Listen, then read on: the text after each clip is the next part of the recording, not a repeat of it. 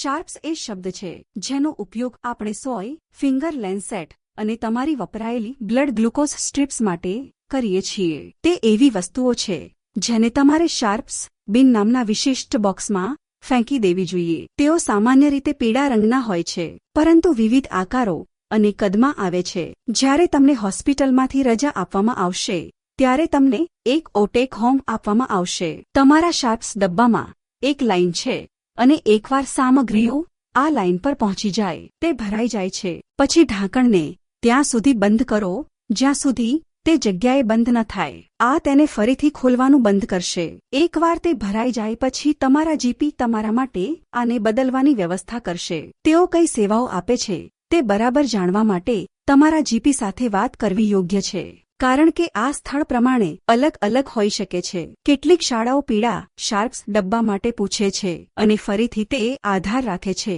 કે શું તમારી સ્થાનિક જીપી સેવાઓ તમને ફાજલ પ્રદાન કરી શકે છે.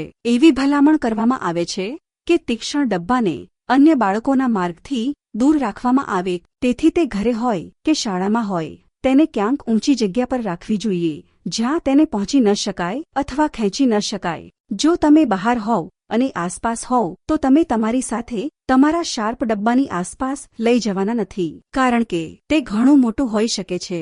જો તમે તીક્ષ્ણ ડબ્બામાં ન જઈ શકો અને તો તેને તમારી ટેસ્ટિંગ કિટમાં મૂકો અથવા તો નાના સીલબંધ ટપરવેર કન્ટેનરનો ઉપયોગ કરો. તે દિવસે પછી જ્યારે તમે ઘરે પહોંચો ત્યારે તમે કાળજીપૂર્વક તમારા શાર્પ્સ ડબ્બામાં ખાલી કરી શકો છો.